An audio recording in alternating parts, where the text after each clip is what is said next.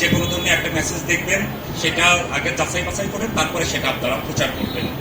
আমরা সকলেই গুজব থেকে আমরা দূরে থাকি, আর যারা গুজব ছড়ায় আমরা তাদেরকে আইনের আওতায় তাদেরকে সোপর্দ করি। এই যে প্রক্রিয়া 5 দিনের, সেটা হিন্দু সম্প্রদায়ের ভাই বোনেরা যাতে নিরাপদে নিরবিচ্ছিন্নভাবে সম্পন্ন করতে পারে, তার জন্য অন্যান্য আইন শৃঙ্খলা রক্ষাকারী বাহিনী, পুলিশ, সেনাবাহিনী, বিজিবি, আনসার সবার পাশাপাশি র্যাপিড অ্যাকশন ব্যাটালিয়ন 3 স্তরের নিরাপত্তা ব্যবস্থা গ্রহণ করেছে।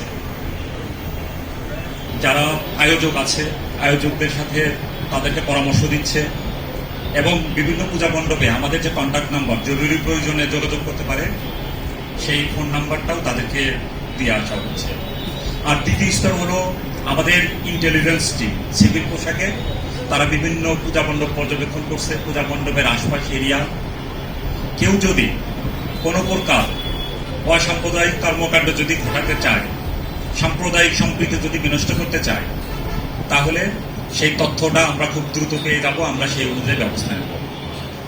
আমাদের আরেকটা স্তর, সেটা হলো আমাদের প্রতিটি ক্যাম্পে এবং ব্যাটালিয়ন হেডকোয়ার্টারে আমাদের পর্যাপ্ত সংখ্যক ফোর্স আমাদের স্ট্যান্ড বাই থাকে, যে কোনো সময় যে কোনো পরিস্থিতিতে তারা যাতে ডিপ্লয় হতে পারে। আমার পক্ষ থেকে যারা আয়োজক কমিটি আছে, প্রত্যেকের প্রতি আমার নিবেদন থাকবে যে আপনাদের পূজা মণ্ডপ যেন সবসময় আলোকিত অবস্থায় থাকে। রাত্রিবেলা পূজা মণ্ডপে সিসি ক্যামেরাগুলো আপনারা পর্যবেক্ষণ করবেন, যে সিসি ক্যামেরা যেগুলো লাগিয়েছেন সেগুলো ঠিকভাবে ওয়ার্ক হচ্ছে কিনা, কোনোভাবে ডিসকানেক্টেড হচ্ছে কিনা।